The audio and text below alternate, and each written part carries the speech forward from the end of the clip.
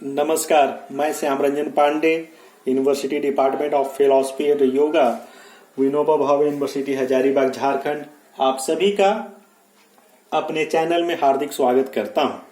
मेरा प्रयास हमेशा से आप लोगों को आसान भाषा में, आम बोलचाल की भाषा में ज्ञान प्रदान करना रहा है, ताकि आपको समझने में किसी भी प्रकार की कोई भी कठिनाई ना हो। उसी क्रम में, उसी रूप में आज मैं आपके समक्ष योग दर्शन के एक बड़े ही महत्वपूर्ण विषय अष्टांग योग की व्याख्या करूंगा। किंतु उससे पहले मैं आप सभी से यह कहना चाहता हूं कि यदि अभी तक आप लोगों ने मेरे इस चैनल को सब्सक्राइब नहीं किया है तो जल्द से जल्द इसे सब्सक्राइब कर लें, ताकि मेरे अगले आने वाले वीडियोज की जानकारी आपको तुरंत प्राप्त हो जाए और आप उससे अपना लाभ प्राप्त कर सकें। जैसे कि यह सर्वविदित है, योग दर्शन सांख्य दर्शन के ही समान यह मानता है कि हमारे बंधन का मूल कारण हमारा अविवेक है। अविवेक के कारण ही हमारी आत्मा बाह्य जगत अर्थात प्रकृति से स्वयं को अभिन्न समझने लगती है, जिसके फलस्वरूप हम बंधन ग्रसित होकर नाना प्रकार के दुखों से घिर जाते हैं। इसके साथ ही साथ बंधन ग्रसित हो जाने के कारण हम तात्विक ज्ञान, जिसे वास्तविक ज्ञान भी कहा जाता है, उसे प्राप्त नहीं कर पाते हैं। अतः हमारे लिए यह आवश्यक है कि हम बंधन के मूल कारण अर्थात अविवेक का नाश करें, तात्विक ज्ञान प्राप्त करें, तभी हम सभी दुखों से छुटकारा पाकर मोक्ष की प्राप्ति कर सकते हैं। इसी के प्रयास स्वरूप योग दर्शन में अष्टांग योग की व्याख्या की गई है। अष्टांग योग को योग दर्शन में एक प्रकार की सीढ़ी की उपमा दी गई है, जिन पर चढ़कर साधक अपने गंतव्य स्थान अर्थात मोक्ष को प्राप्त करता है। अष्टांग योग अर्थात यम, नियम, आसन, प्राणायाम, प्रत्याहार, धारणा, ध्यान और समाधि ऐसे योगांग हैं कि जिनका अनुसरण करने से प्रत्येक साधक अपने लक्ष्य को अर्थात मोक्ष को प्राप्त कर सकता है। यम का अर्थ हमारी आंतरिक एवं बाह्य ज्ञान इंद्रियों को संयमित करना, नियंत्रित करना होता है, तथा इस कार्य के लिए योग दर्शन में 5 प्रकार के यमों की व्याख्या की गई है, जिनमें से पहला यम अहिंसा, दूसरा सत्य, तीसरा अस्तेय, चौथा ब्रह्मचर्य एवं 5वां अपरिग्रह है। अहिंसा का अर्थ किसी भी प्राणी को अपने मन, वचन, कर्म आदि से कष्ट न पहुंचाना होता है। अर्थात अहिंसा का अर्थ सिर्फ यही नहीं है कि हम किसी जीव को हथियार से ना मारें, बल्कि इसका अर्थ यह भी होता है कि हम किसी के भी प्रति अपने मन में ईर्ष्या, द्वेष आदि की भावना ना रखें, उन्हें कटु वचन ना कहें, हम कोई भी ऐसा कर्म ना करें जिससे दूसरों को किसी भी प्रकार का कोई कष्ट हो। सत्य का अर्थ किसी भी स्थिति में वास्तविकता का त्याग नहीं करना होता है। अर्थात हमारे समक्ष चाहे कितनी ही बड़ी विकट स्थिति क्यों ना आ जाए, हमें वास्तविकता का त्याग नहीं करना चाहिए। हमें कभी भी किसी भी हालात में मिथ्या वचन नहीं बोलना चाहिए। अस्तेय का अर्थ किसी के भी संपत्ति की चोरी ना करना होता है। व्यक्ति जो भी अर्जित करता है उस पर उसका अधिकार होता है, उसकी चोरी किसी भी दृष्टिकोण से उचित नहीं मानी जा सकती। ब्रह्मचर्य का अर्थ अपनी काम वासना में नियंत्रण रखना होता है। अपरिग्रह का अर्थ अनावश्यक वस्तुओं का संग्रहण न करना होता है। अर्थात हमें जितनी ही संसाधन की आवश्यकता है उतनी ही संसाधन हमें एकत्रित करनी चाहिए, उससे थोड़ी सी भी अधिक हमें संग्रहण नहीं करनी चाहिए। फिर नियम का अर्थ सदाचारी बनना या सदाचार का पालन करना होता है। योग दर्शन में नियम के भी 5 भेद बतलाए गए हैं: शौच, संतोष, तप, स्वाध्याय और ईश्वर प्राणिधान। शौच का अर्थ हमारी आंतरिक एवं बाह्य शुद्धता से है। बाह्य शुद्धता के अंतर्गत हमारा स्नान करना, शुद्ध आहार ग्रहण करना आदि आता है, तथा हमारे आंतरिक शुद्धता के अंतर्गत मैत्री, करुणा आदि भाव आते हैं। संतोष का अर्थ उचित प्रयास से जो भी हमें प्राप्त हो जाए उसी में संतोष रखना, उसी पर पर्याप्त होने की भावना रखना।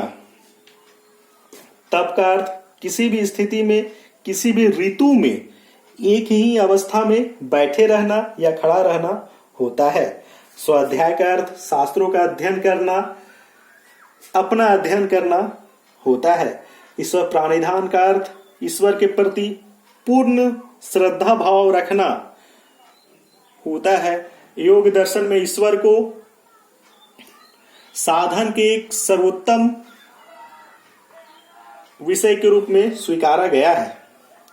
फिर यदि हम आसन की बात करें तो आसन का अर्थ एक विशेष मुद्रा में अपने शरीर को स्थिर करना होता है। आसन का योगाभ्यास में बड़ा ही महत्वपूर्ण स्थान है। हमारे योग का परिणाम हमारे आसन पर भी निर्भर करता है। यदि हमारा आसन सही हो तो हमारा परिणाम भी अच्छा होगा, किंतु यदि हमारा आसन गलत हो तो हमें योगाभ्यास का परिणाम गलत भी भोगना पड़ सकता है, अर्थात उसका दुष्परिणाम भी हमें झेलने को मिल सकता है। अतः योग करते समय हमें हमारे आसन के प्रति भी सचेत रहने की परम आवश्यकता है। फिर प्राणायाम का अर्थ अपने श्वास की गति को नियंत्रित करना होता है। योग दर्शन में श्वास की गति को नियंत्रित करने के लिए मूलतः 3 माध्यम बतलाए गए हैं: पूरक, कुंभक और रेचक। पूरक का अर्थ श्वास को अंदर भरना, कुंभक का अर्थ श्वास को अंदर रोकना तथा रेचक का अर्थ श्वास को बाहर छोड़ना होता है। प्रत्याहार का अर्थ अपनी इंद्रियों को बाह्य विषयों से हटाकर अपने मन के वश में करना होता है। वस्तुतः हमारी इंद्रियां बड़ी ही चंचल होती हैं, वे अपने बाह्य विषयों की ओर भटकती रहती हैं, हमेशा उसके पीछे घूमती रहती है। अतः हमारे लिए यह परम आवश्यक है कि हम उन्हें बाह्य विषयों से हटाकर अपने मन के अधीन करें, तभी योगाभ्यास संभव हो सकता है।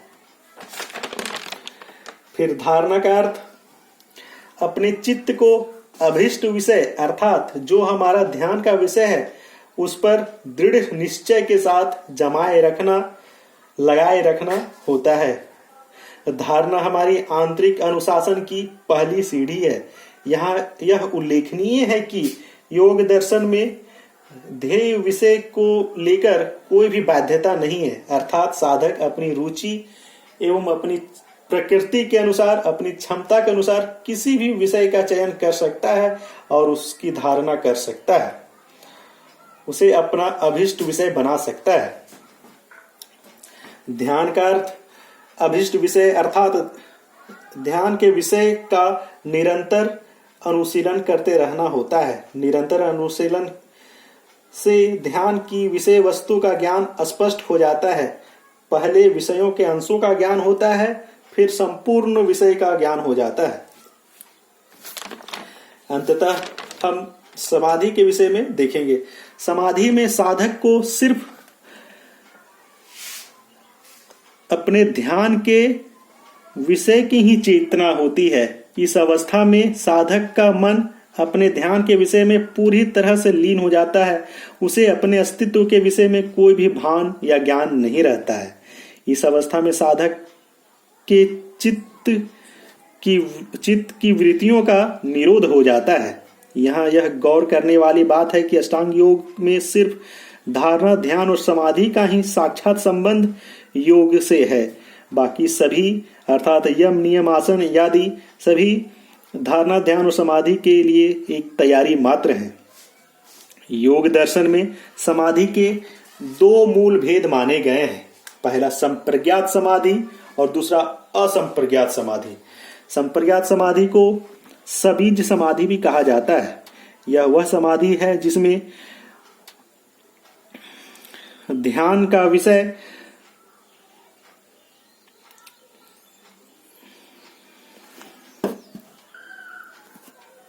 ध्यान के विषय का साक्षात ज्ञान रहता है। चूंकि ध्यान के विषय अनेक प्रकार के हो सकते हैं, उनमें निरंतर भिन्नता रहती है। इसी कारण योग दर्शन में संप्रज्ञात समाधि के अंतर्गत 4 प्रकार के विभाग किए गए हैं। सवितर्क संप्रज्ञात समाधि, सविचार संप्रज्ञात समाधि, सानंद संप्रज्ञात समाधि और सस्मित संप्रज्ञात समाधि। सवितर्क समाधि के अंतर्गत स्थूल विषयों पर ध्यान लगाया जाता है, जैसे मूर्ति आदि। सविचार समाधि के अंतर्गत सूक्ष्म विषयों पर ध्यान केंद्रित किया जाता है। सानंद समाधि के अंतर्गत हमारे ध्यान का विषय इंद्रिय रहती हैं। हमारी कुल मिलाकर 11 इंद्रिय होती है। 5 ज्ञान इंद्रियां, 5 कर्म इंद्रियां और 1 मन। इंद्रियों की अनुभूति आनंदमय होने के कारण इस समाधि को सानंद समाधि की संज्ञा दी जाती है। फिर यदि हम सस्मित समाधि की बात करें तो इस समाधि में हमारे ध्यान का विषय हमारा अहंकार होता है। एवं दूसरी समाधि अर्थात असंप्रज्ञात समाधि में ध्यान का विषय ही लुप्त हो जाता है। इस अवस्था में आत्मा अपनी यथार्थ स्वरूप को पा लेती है। इस अवस्था में चित्त की सभी